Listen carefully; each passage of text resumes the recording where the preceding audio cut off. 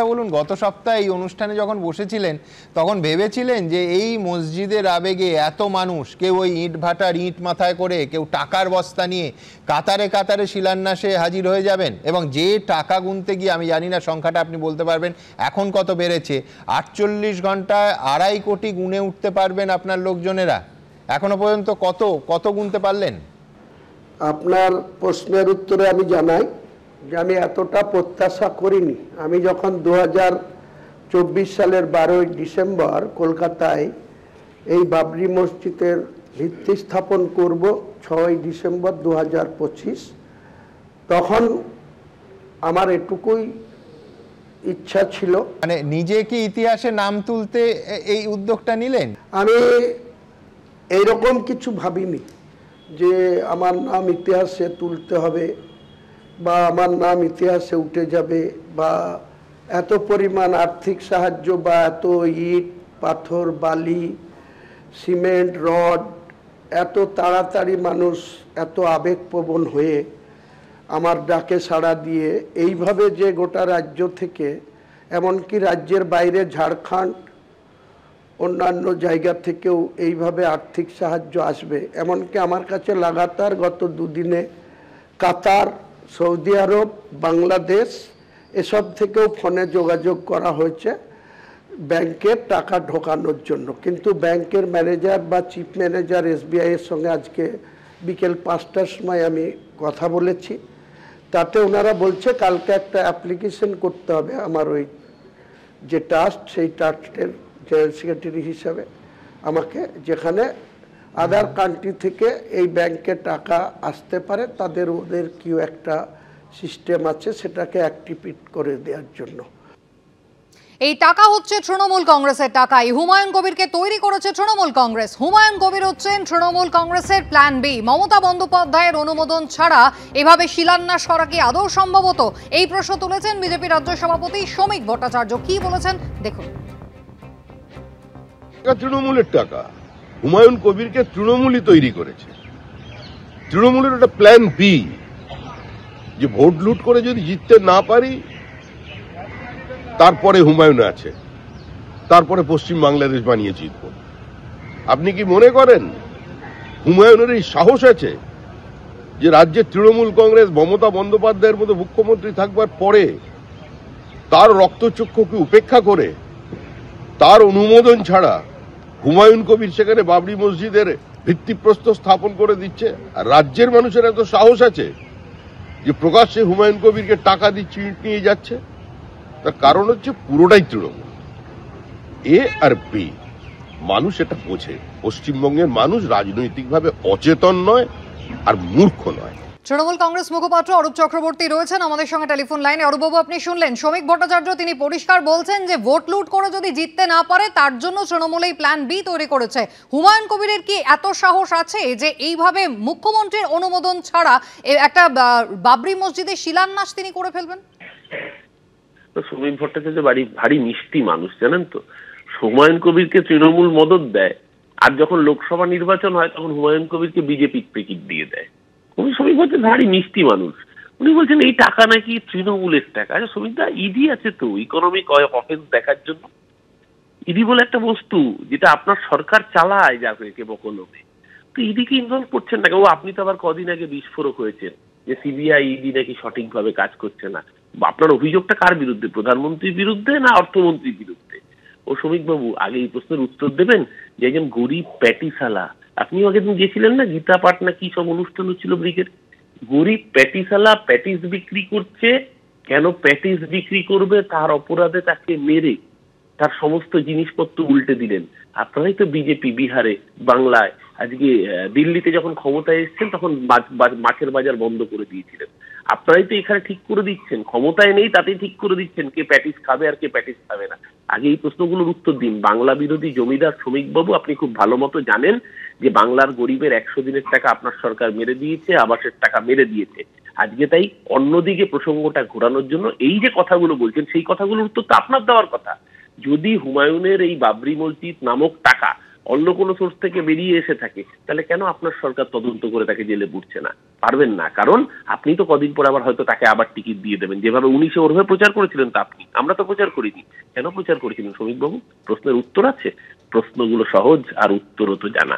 BJP এর পেছনে sponsor, মিম এবং বিজেপি যৌথভাবে এই প্রোডাক্ট লঞ্চ করেছে যাতে পশ্চিমবঙ্গে সংখ্যালঘু মানুষের ভোট তৃণমূলের থেকে সরানো যায়। কিন্তু সংখ্যালঘু মানুষ এ রাজ্যের এত বোকা নয়, তারা জানেন সুখ দুঃখের সাথীর নাম মমতা বন্দ্যোপাধ্যায়।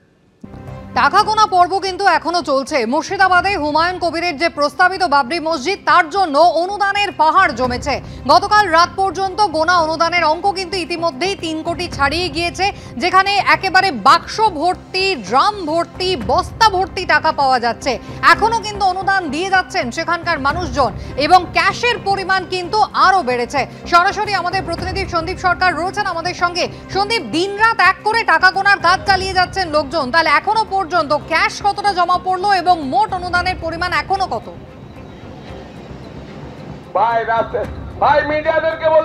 এটা কিন্তু একটা নিরন্তর প্রক্রিয়া, সেই নিরন্তর প্রক্রিয়া কিন্তু চলছে। এখানে দেখতে পাচ্ছি যে এখনো বহু মানুষ আসছেন, যারা আছেন তারা আসছেন, তারা এখানে তাদের এখানে অনুদান, তাদের সেই অনুদান, তাদের সেই দানের টাকা, সেই সমস্ত কিছু তারা এখানে দিয়ে যাচ্ছেন। এবং আমরা যেটা গতকাল রাত পর্যন্ত যে গণনা হয়েছে, গতকাল রাত পর্যন্ত মোট এখানে 12টি ট্রাঙ্ক এবং বস্তা তার গণনা হয়েছে। সেই গণনা প্রক্রিয়ার মধ্যে এখনও পর্যন্ত যেটা এই মসজিদ কমিটি রয়েছে তাদের বক্তব্য অনুযায়ী 78,20,753 টাকা এখনও পর্যন্ত নগদ হিসেবে সেই দান তা জমা পড়েছে এবং গণনা হয়েছে। এবং তারপরে আরও যে সমস্ত দান জমা পড়ছে সেই সমস্ত দান বাক্সগুলি সেগুলিকে আজকে আবার গণনা করা হবে। গত পরশুদিন যে গণনা হয়েছিল তাতে একটি টাকা গোনার যন্ত্র, সেই টাকা গোনার যন্ত্র সেটা খারাপ হয়ে যায়। গতকাল আবারও নতুন করে আরও টাকা গোনার যন্ত্র নিয়ে আসা হয়েছে এবং সেই টাকা গোনার যন্ত্র, 2টি টাকা গোনার যন্ত্র দিয়ে লাগাতার এই টাকা গোনা শুরু হয় এবং মোট 78,20,573 টাকা এখনো পর্যন্ত গণনা করা হয়েছে, সেটাই তারা বলছেন। অন্যদিকে যে ব্যাংক অ্যাকাউন্ট রয়েছে সেই ব্যাংক অ্যাকাউন্টে ইতিমধ্যেই 3 কোটির বেশি টাকা জমা পড়ে গিয়েছে। সেটা কেউ ব্যাংক অ্যাকাউন্টে পাঠিয়েছেন, কেউ QR কোড স্ক্যান করে তাতে তাদের দানের অঙ্ক পাঠিয়েছেন। এইভাবে প্রায় বলতে পারো যে 3.5 কোটি ইতিমধ্যেই কিন্তু পেরিয়ে গিয়েছে। 3.5 থেকে 4 কোটি টাকা অনুদান ইতিমধ্যেই জমা পড়েছে নগদে এবং ব্যাংক অ্যাকাউন্টের মাধ্যমে। আর তুমি দেখতে পাবে যে এই যে জায়গা আমরা দেখতে পাচ্ছি এই জায়গাতে সেখানে প্রত্যেক দিনের মতো কাতারে কাতারে মানুষ এখনো পর্যন্ত আসছেন। সেই ভিড়, সেই গোটা যে প্রস্তাবিত মসজিদের জায়গা রয়েছে সেই জায়গায় প্রচুর মানুষ এখনো পর্যন্ত সেই ভিড় করে আছেন। এবং আমরা দেখতে পাচ্ছি যে 12 নম্বর জাতীয় সড়কের ধারে যে জায়গাতে এই মসজিদের তৈরি করা হবে বলে প্রস্তাব দেওয়া হয়েছে, তার দুধারে সেখানে কিন্তু বহু মানুষ সেখানে তারা দোকান দিয়েছেন এবং নতুন করে দোকান ঘর তৈরি করা হচ্ছে। অর্থাৎ বলা যেতে পারে যে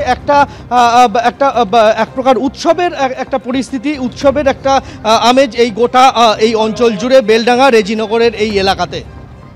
একেবারেই সন্দীপ, তুমি আমাদের সঙ্গে থাকো।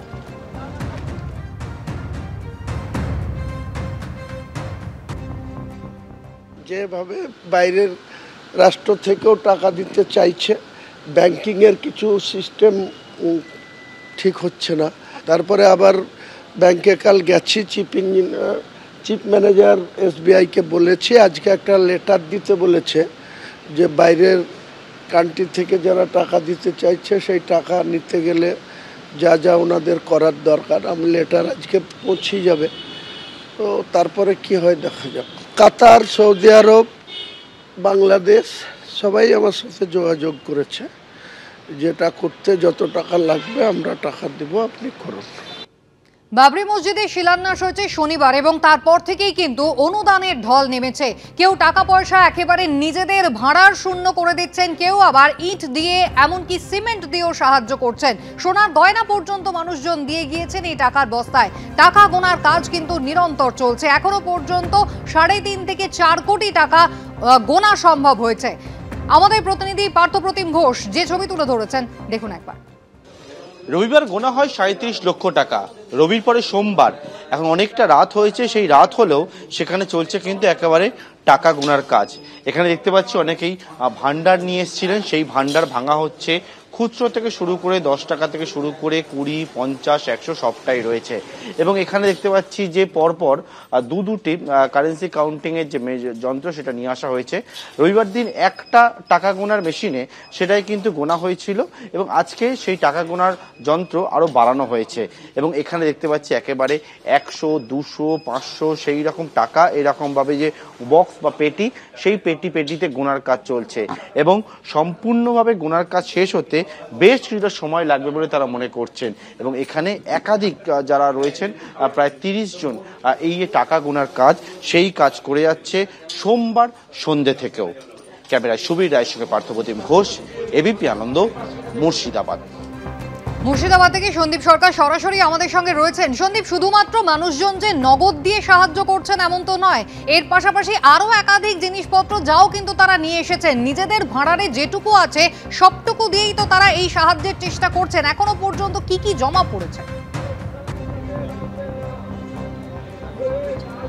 দেখো, তুমি আমার পিছনের এই ছবিটা দেখলেই বুঝতে পারবে, একটু সাইড দেবেন। এই যে স্তূপাকার এখানে নির্মাণ সামগ্রী পড়ে রয়েছে, সেটা দেখে তুমি বোধহয় আজ করতে পারবে যে এই নির্মাণ সামগ্রী গত 6 তারিখ থেকে এক টানা তা কিন্তু আসতেই থাকছে। এবং এর মধ্যে ইট রয়েছে, সিমেন্ট রয়েছে, লোহার রড রয়েছে, বালি রয়েছে, স্টোন চিপস রয়েছে। এই সমস্ত নির্মাণ সামগ্রী এগুলি এই যে মসজিদের প্রস্তাবিত জায়গা, সেই জায়গার ধারে এটা কিন্তু স্তূপাকার করে জমা রাখা হয়েছে। যে সিমেন্টের বস্তাগুলি এসেছে, এখনো পর্যন্ত 500 থেকে 550 বস্তা সিমেন্ট মানুষ দিয়েছেন। সেগুলিকে সকালবেলায় আমরা দেখলাম যে ট্রাক্টরের সাহায্যে সেগুলিকে একটি গুদামে স্থানান্তরিত করা হলো। খোলা আকাশের নিচে সেগুলি পড়েছিল। লোহার রড যেগুলি এসছে সেগুলিকেও গুদাম ঘরে স্থানান্তরিত করা হয়েছে একটি জায়গায়। শুধু এই বিপুল পরিমাণ লক্ষ লক্ষ ইট এগুলিকে সরানো সম্ভব নয়, তাই এগুলিকে এই ফাঁকা মাঠেই এখানে আপাতত রাখা হচ্ছে। এখনও দেখতে পাচ্ছ যে যারা মানুষজন আসছেন তারা মাথায় ইট নিয়ে আসছেন। সকলেই চাইছেন তাদের একটা অবদান থাকুক এই মসজিদ নির্মাণে এবং সে কারণে তারা তাদের দান সামগ্রী এইভাবেই কিন্তু এখানে জমা রেখে যাচ্ছেন। এই চিত্র লাগাতার আমরা সেই 6 তারিখ সকাল থেকে দেখতে শুরু করেছি। এখনও পর্যন্ত একই রকম ছবিটার বিন্দুমাত্র বদল হয়নি মুর্শিদাবাদের রেজিনগর বেলডাঙ্গার এই অঞ্চলে। একেবারেই সন্দীপ, সেই ছবি আমরা দেখছি, মানুষজন রীতিমতো ইট ভাটা কিন্তু ফাঁকা হয়ে গিয়েছে। ইট থেকে শুরু করে সিমেন্ট, নির্মাণ সামগ্রীও কিন্তু মানুষজন এনে রীতিমতো ডাঁই করেছেন এই এলাকায়।